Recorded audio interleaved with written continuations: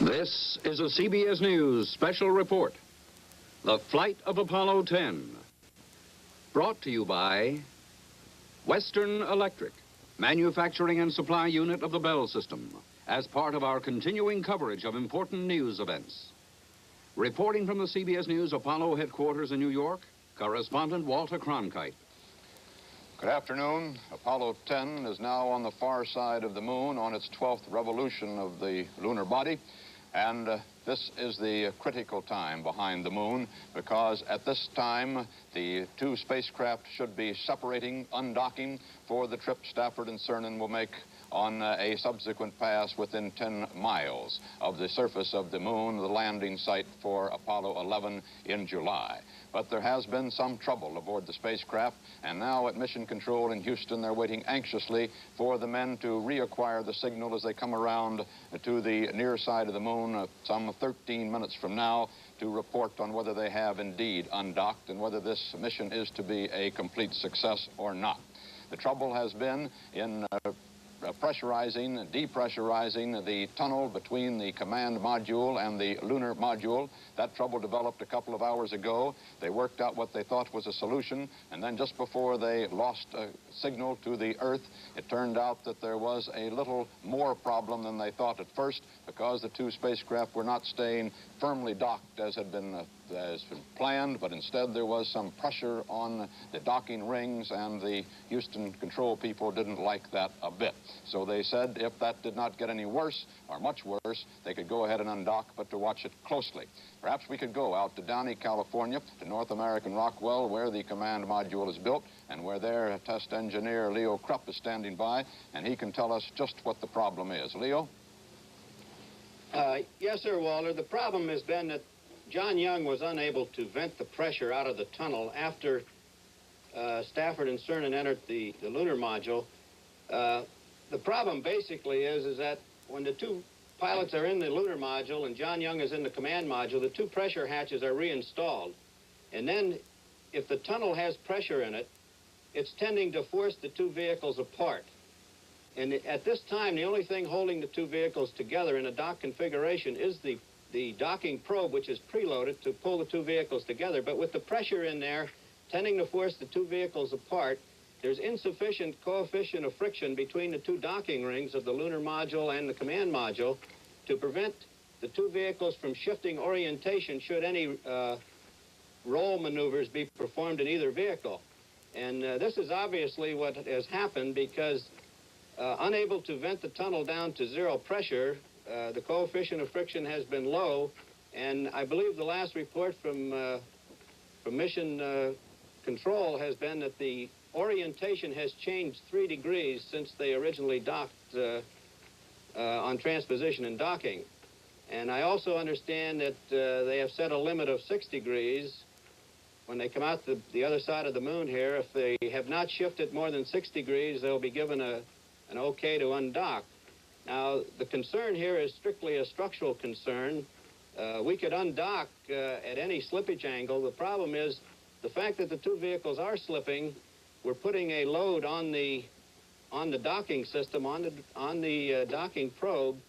So there will be some concern if we slip past 6 degrees as to whether we have overstressed the probe system or not. As I understand it, Walter, Leo was just filling me in on some of this. The question is not so much undocking right now as possible damage that might be done these latches and might jeopardize the return when they bring the two back together after Lem's scheduled trips down close to the surface of the moon. Is that right, Leo? That's right, Bill, and I'm sure the NASA engineers at Houston are looking into this very carefully. At the same time, the North American engineers here at Downey are looking into this, and the decision will be made as soon as communications is reestablished and we know whether there's been further slippage, whether it'll be a safe configuration for undocking. And of course, the big questions, Walter, are what this kind of problem might do to the rest of this mission, and conceivably what it might do to the plans for Apollo 11 in July. Well, now, let's get something straight here, Leo. As I understood Mission Control a moment ago, they have, this is the orbit, the revolution of the moon. They're behind the moon now. There is no signal to Earth. And before they disappeared behind the far side of the moon, this was the revolution that they had to undock on the far side of the moon, if they are to make that sweep over the landing site in the same timeline as the Apollo 11 would make it. And that's quite critical for the sun angles on the landing site, which are quite critical there on the moon, with its sharp shadows and definitions. Now, they have to do it this time. They got a go for undocking. They will make that decision themselves. There will not be another go from Mission Control in Houston.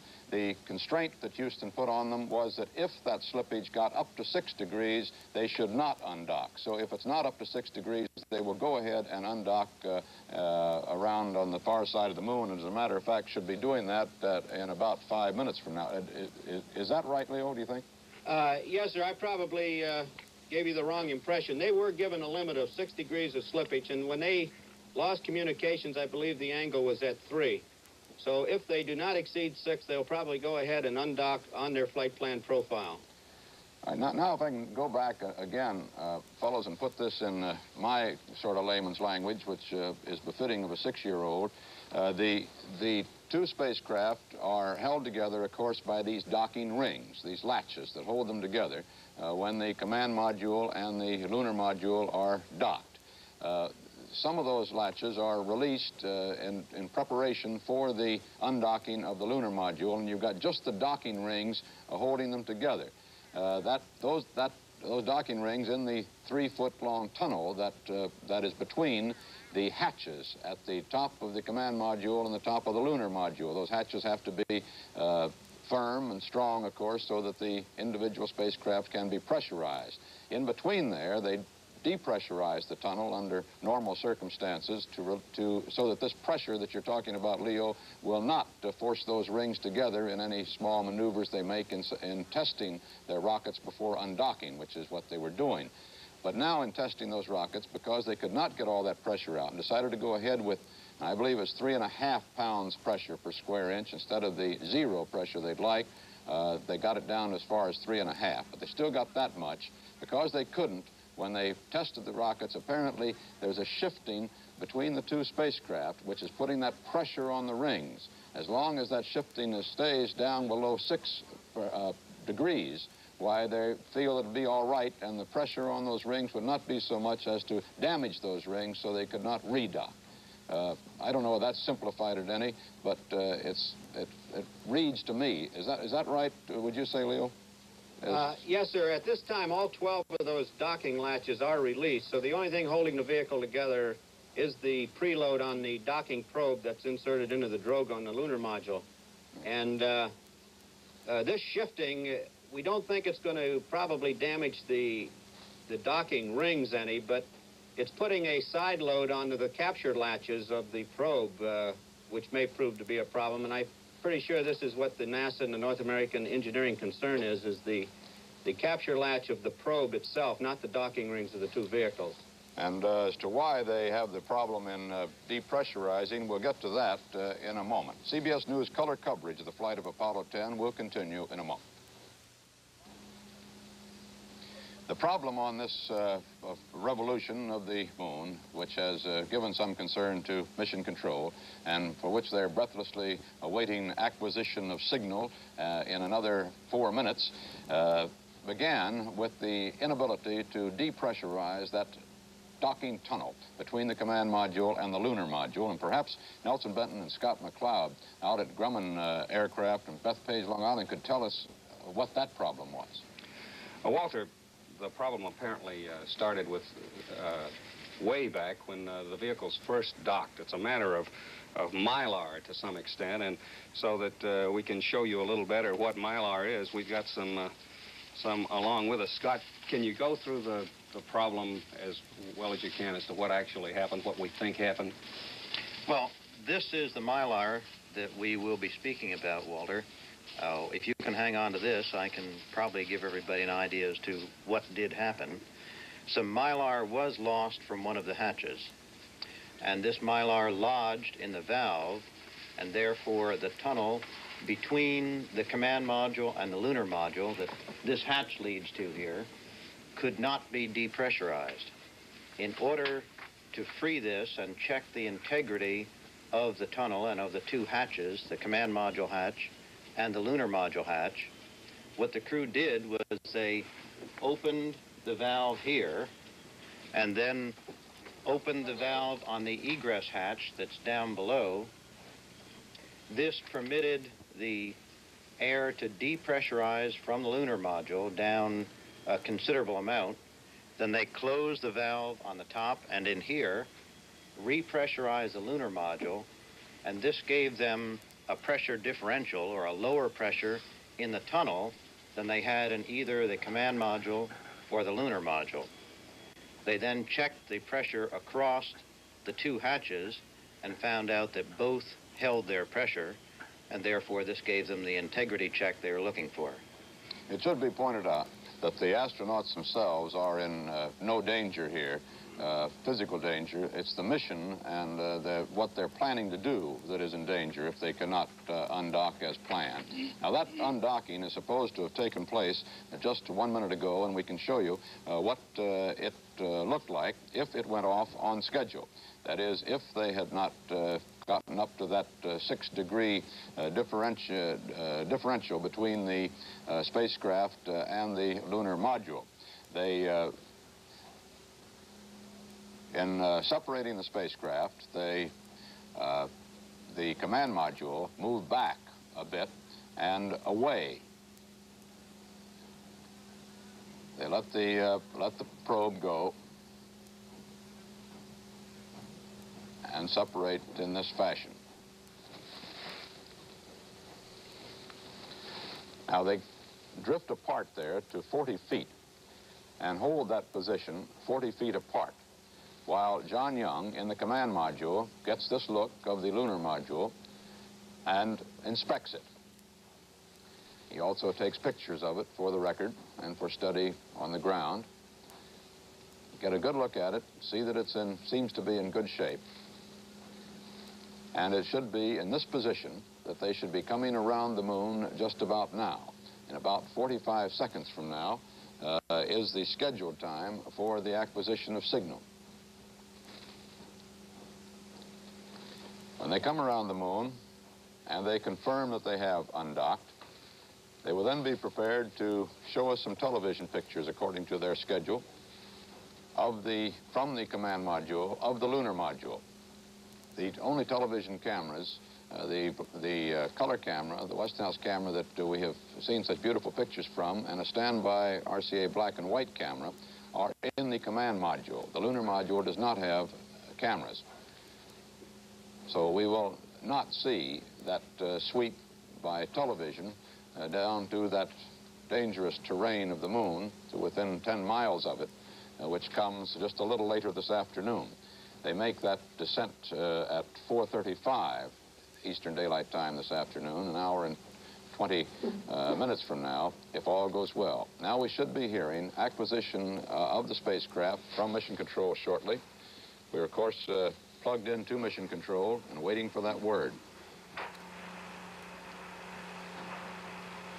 Mission Control, by its telemetry, will get an indication right away as to whether the spacecraft have separated.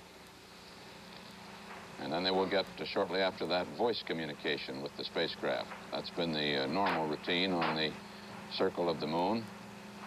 As they come around the moon, they're getting their first glimpse again of that unusual sight, which might be called Earthrise. It is the Earth coming up over the horizon. They're at 69 miles high in that nearly circular orbit. First yesterday, the first reports were that they were in a perfectly circular orbit, then everything had fired exactly, but it turned out that the orbit is just a little bit elliptical, just a little bit off the circle, but not enough to affect the flight. Their only other problem is that they are running 12 minutes behind their schedule. That is the flight schedule, the events of the flight. because they did not make 3 mid-course corrections, which had been programmed. They were not needed. Madrid has acquisition now. We'll wait for a good lockup, see whether he comes into acquisition with the television camera on or not. This is Jack Riley, voice of Mission Control. Madrid has acquisition. Madrid is one of the 3 big ground stations with their 85-foot in diameter antenna dishes. Each of those placed strategically around the Earth. And we got him right away, Tom. Hello, Snoop. How you doing? Snoopy, of course, is the lunar module. Hi, Snoop on high gain. How you reading us? Bye-bye. Reading you loud and clear. We're about 30 or 40 feet away from them. Been station keeping for about 5-10 minutes here. They separated. Could you give us poo and data? We got a load for you, and you're ready to copy some pads. They have separated. You're hearing John Young from the command module. So you got them 30 or 40 feet away from him. Just where they're supposed to be. Separation took place. Those were some long minutes, Mission Control. And I'm ready to copy. Roger, Gino, it's DOI's first pad, and we got 3 pads for you, starting with DOI. I'll read them all through all of them, and then you can read me back, okay? Okay, it's DOI 0 9er. Go ahead. 0 9er 9er 46 0 0. These are the times for the next maneuvers, and they're getting those cleared away before they go to this television. 9er 9er. They're giving the time for DOI. That's the descent orbit insertion. And that time of 99 hours, 46 minutes, and 2 seconds translates into 4:35 p.m. Eastern Daylight Time. While they're going through these checks, CBS News color coverage of the flight of Apollo 10 will continue in a moment.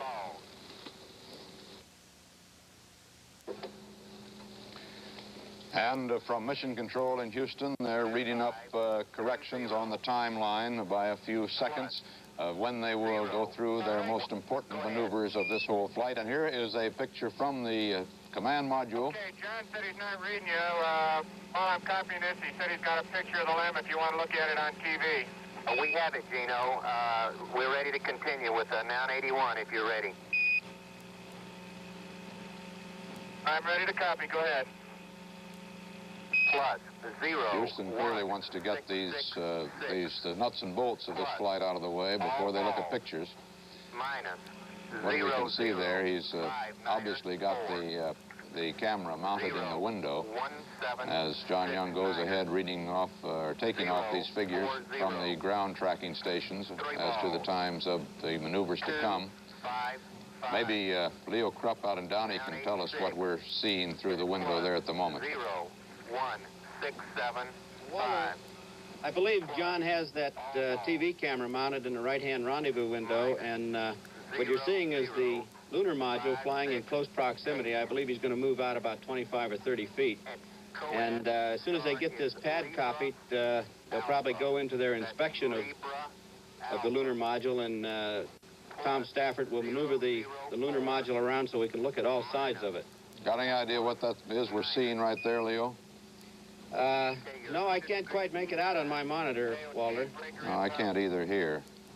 Some external part of the lunar module, quite obviously, but what it is, I can't make out either. They said they were about 35 or 40 feet away, which is where they're supposed to be. They're, of course, at this point, making 5,700 miles an hour around the moon and station keeping at that close distance. That it was a rather exciting 2 hours and 15 minutes from the time that they... Okay, Charlie, I got everything except Delta VX on 981.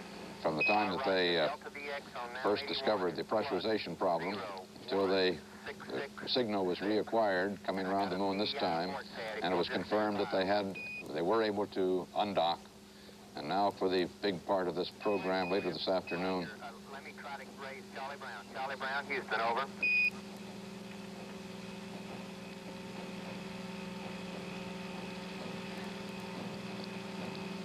Trying to talk to John Young. Charlie Brown, Houston, over.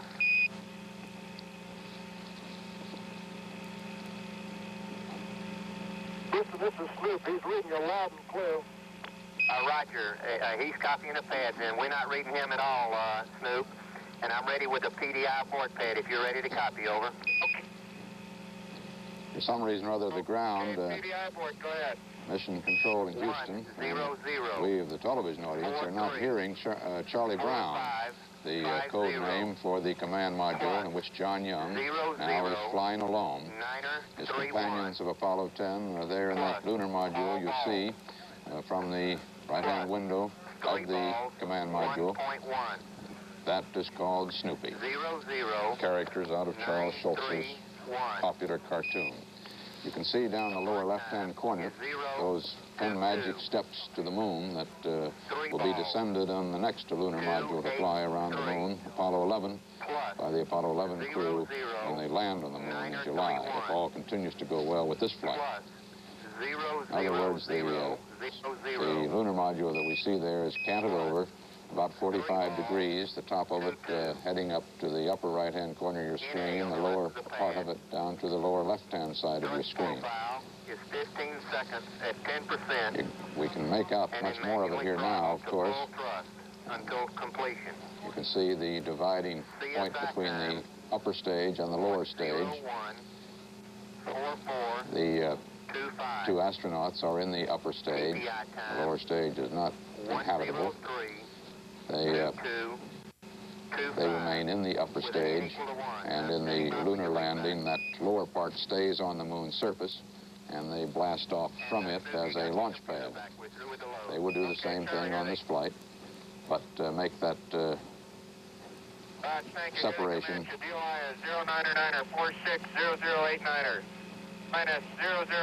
the 11-mile altitude. They'll be on the second revolution of the moon and their second pass within the landing site. That time scheduled this afternoon for your benefit again is that after this television look at the lunar module, then they go back around the far side of the moon again, and I'm listening to Mission Control for a moment, but the lunar module fires their engines at 4:35 while they're in the far side of the moon. We will not have a signal when that happens. They descend then as they come around the moon on the near side again down to that 10-mile altitude.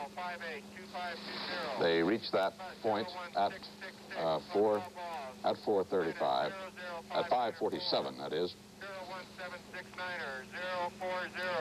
4:35, they fire the engines for the descent. They make that descent, the near point at 5:47.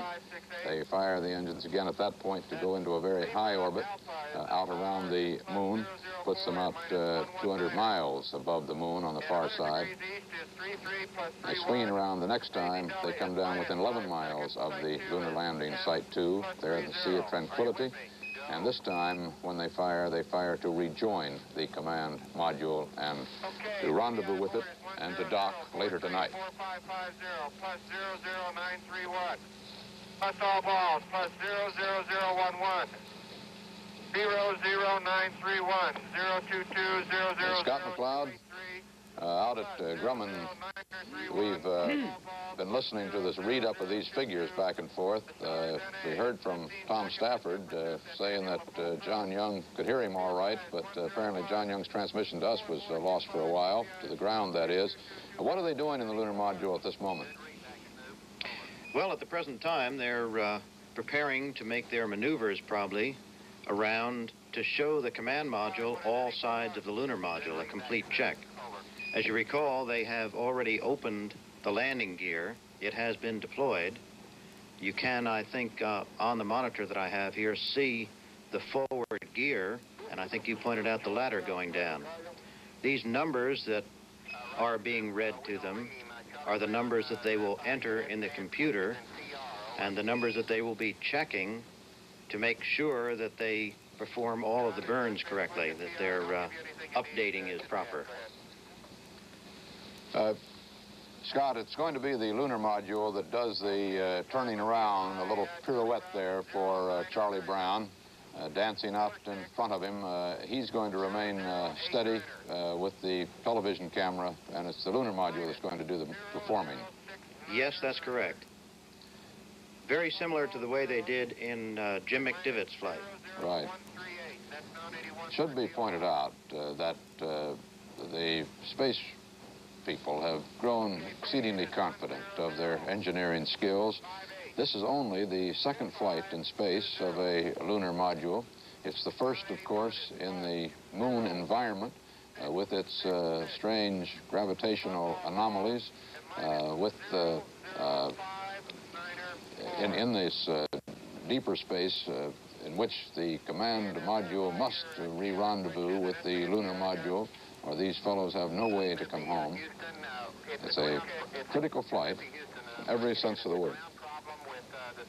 With the CSM, we're losing his, we got the downlink to Goldstone, but we're not getting it here in the MCC. Houston reporting these communication problems. This column has got to be fixed in the next couple of hours, Charlie, so tell them to get with it. Roger. That was Tom Stafford, commander of this flight, showing a little annoyance.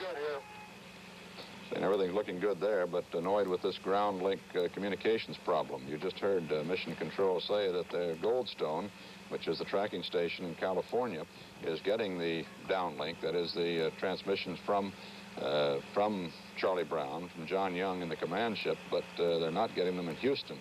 So it's obviously... Houston, it's Snoopy. Is that 69.2 by 57.5 good? Stand by. The problem is in some part of the ground link communications. Snoop, Houston, we aren't with you on the 69.2. Say again. I'm reading verb 82 out of the Disky, 69.9 by, or 62.9 by 57.5. Stand by. We'll have it for you. They're confirming their orbit remains the same after their separation maneuver. Snoop, Houston, Fido's checking. Stand by. They want the read up from the ground. Houston, that's the go on the Apple as I saw. Okay.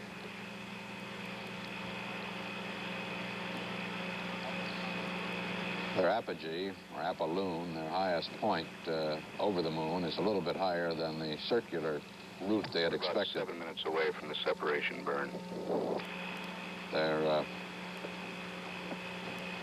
Their low point, their perigee, or now that we're around the moon, they refer to it as perilune, is about right, but they're a little high on the far side of the moon. It does not affect the flight. We're pretty steady out here on the station keeping, John, once we got squared away on our attitudes.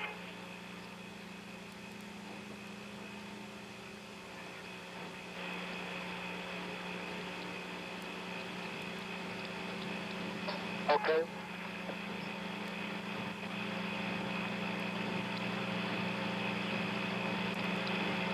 Snoop, Houston, we got a beautiful picture out there of the...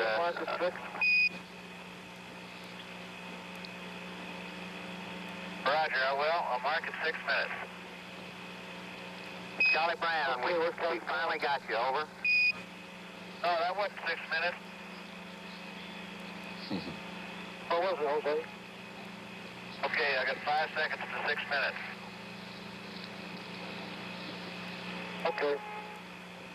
Okay, 6 minutes and count down to 7. That's great. Charlie Brown, Houston, we're reading you 5 by now, over. Roger. I got 5 minutes and 45 seconds to 7. 44, 43, 42. We're right with you.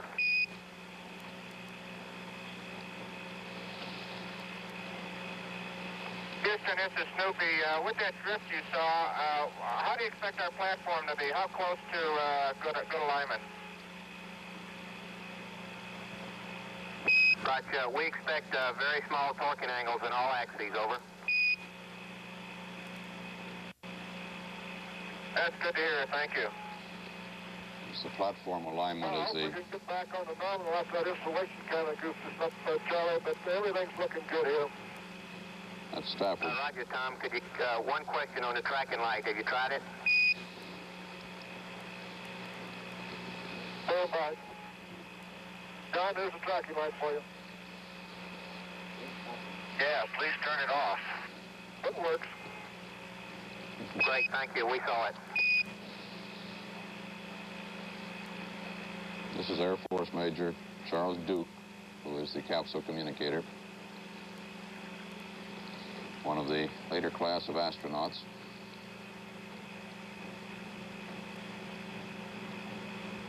John, why don't you toss on your tracking light for a minute?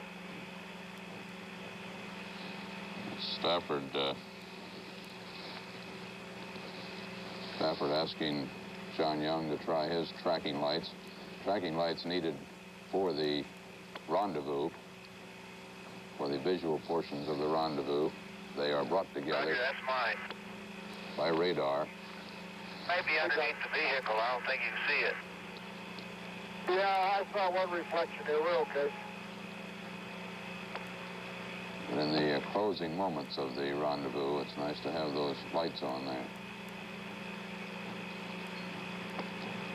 We haven't heard, because of the communications problem from John Young, as to whether he expects to work with the camera a little more than this, or when. Obviously, there's some tuning up that could be done there.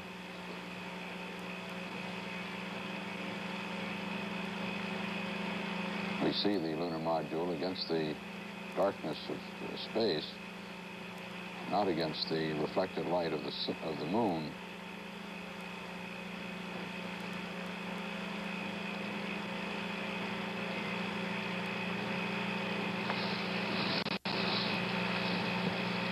The command module is below the lunar module at this point.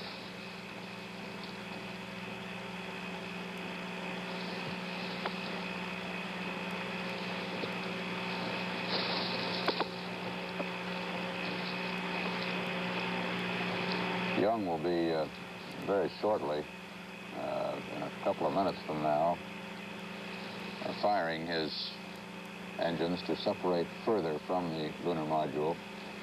And there is a checkout procedure involved, of course, in getting ready for that. Okay, John, looks like about 2:30 coming up to set, baby. JP.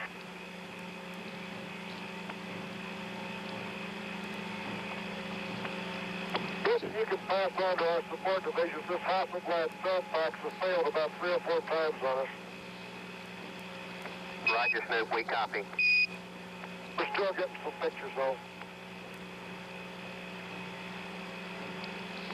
The basic camera's good. It's just the packing of the film and the magazine. Roger. Stafford talking about his movie camera. Got a little trouble with it, apparently. The command module fires really very briefly, just for about 7 seconds, 6.9, I think it reads in the flight plan. And the separation maneuver is only at, it's less than 2 miles an hour, 1.7 mile an hour, just enough to drift apart really a little bit further to give the lunar module plenty of clearance. Separation maneuver, Will. And he gets ready to fire his descent propulsion system engine, which is considerable more. Okay, Houston, coming up on 2 minutes to set. I'm going to sync, Mark. Roger, we copy. 1 minute. Raj, you're right. Big Brother's watching. And module mentioned that they had 2 minutes to the burn, and Houston corrected them to 1 minute. You'll never know how big this thing gets when there ain't nobody in here but one guy. We're hearing from John Young. That was John Young. You'll never know how small it looks when you're as far away as we are. That was Cernan. John Young said, you never dream how big this thing gets when only one guy's in it. And Cernan answered, you never dream how far away it looks. They've got to get back to that command module later tonight in order to get home. The lunar module cannot make the return trip to Earth. presumably could make it with the firing of the descent propulsion system engine, which has a power up to almost 10,000 pounds thrust. But that would get them out of lunar orbit all right, but they have no way to re-enter. You can see your thrusters firing there, John, and you're moving away. Okay. Go 5.3 on the disc and 5.0 on EMS and on 0 on EMS. Might be inclined to believe the EMS today. We copy, Charlie Brown.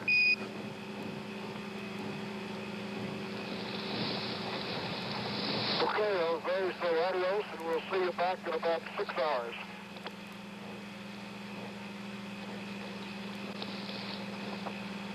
Boy. Station Charlie Brown, we see you separating on the big tube. See you, John Evans. All right. Have a good time while we're gone, Dave. Yeah, don't get lonesome out there, John. And don't accept any TEI update. Trans-Earth injection update. Don't you worry. Till you get back, I ain't copying any more pads. What they're referring to is that John Young shouldn't change his return time to Earth such that they wouldn't get back. In other words, don't accept any TEI updates and come back to Earth before they get back and rejoin him. Houston, this is Charlie Brown, over. Go ahead, Charlie Brown. Roger, while we were waiting to come over the hill, we checked out VHF, and we're right now on VHF AMA and receive only B data. Beautiful. Sounds good. Thanks a lot.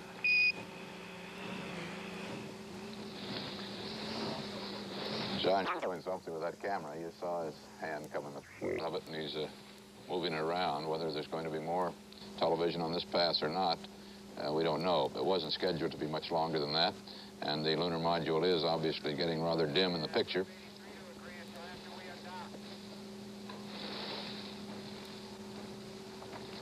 So all is going well with the flight of Apollo 10. Now 2 spaceships circling the moon. That has never happened before in history. In the manned space program, this is another first.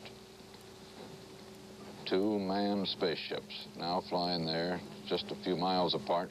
They'll eventually get as far as 350 miles apart when the lunar module goes into its high orbit on its second pass alone around the moon, out to some 212 miles above the moon, before it sweeps down to within 11 miles of the moon at 3,700 miles an hour on its second pass over the lunar landing site for which the Apollo 11 astronauts will be aiming.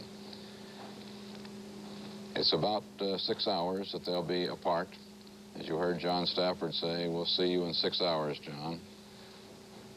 Talking to Charlie Brown, John Young, who now flies alone in the command module.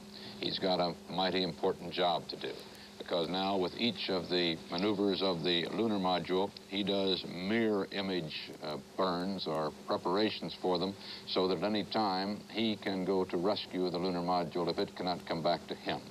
If all goes well, he stays in his roughly 69-mile high orbit of the moon, and the maneuvers are performed by the lunar module. But should, by any chance, they be unable to perform their maneuvers, he has the capability to go get them. But to do that, he must play every maneuver with them in reverse, be prepared at any moment to do what they cannot do in, of course, reverse to get back to them. And flying around in orbit like this is not just a simple matter of driving on Earth, of course, in a single plane. They're working in 3 planes here at all times, and it is highly complicated, and with the orbital speed involved as well. They're always moving at that orbital speed of around 5,700 miles an hour around the moon, and the maneuvers must be performed so that they calculate that speed and still speed up and slow down individually to rejoin. This is the maneuver they're undergoing now. They're making this the 13th revolution, 12th revolution of the moon. They're on the near side. If we had binoculars powerful enough, we could see them crossing right in the middle of the moon, right at the equator, as they make this revolution of the moon in these two spacecraft. The actual redocking comes 8 hours and 8 minutes after the undocking. They begin the rendezvous procedure, and they really begin to separate. They begin to separate, and then they come back and they rendezvous, and the total time that they're really apart, far apart, is 6 hours in there. And so after a very tricky problem earlier today, they managed to get this undocking, to go ahead with the mission, and now the trickiest part of the whole mission begins. This was the first flight in space that really requires such detailed pilot skill that the slightest miscalculation could be disastrous, because Tom Stafford and Eugene Cernan have to eyeball this flight, as well as depending on their radars. The radar, of course, has never been asked to do the job. It's going to be doing it this time in the lunar environment. We do not know what the effect of those mass cons, the concentration of mass under the moon's surface, could do down at 50,000 feet. There are moon ridges and volcanoes, extinct, of course, mountain sides that they're going to have to avoid as they come in for that landing area. And that's the idea of this whole thing, to get down there and find out how difficult it is to get down before man commits to actually make the landing on the moon in Apollo 11.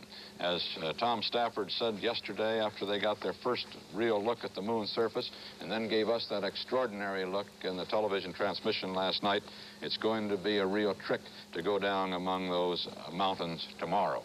Well, today is tomorrow, and the real trick time has come.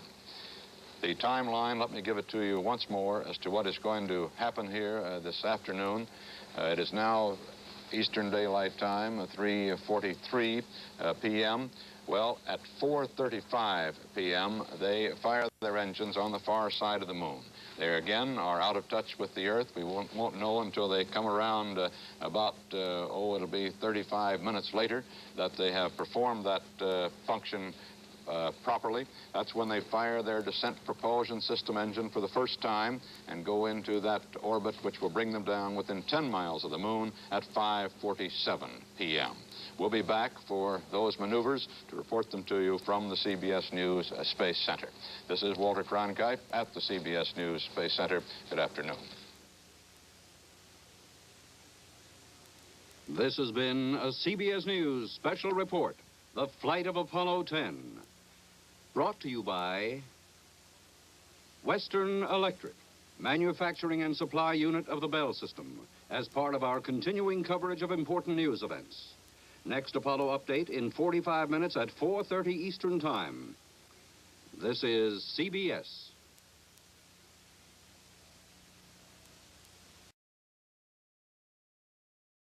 If you like this video, please press the subscribe button to subscribe to this channel, and also give it a thumbs up. You can also be notified when I post further videos on the anniversary of this flight and on the anniversary of the flight of Apollo 11 coming up in July. You can also support this channel with a donation by using the link in the description.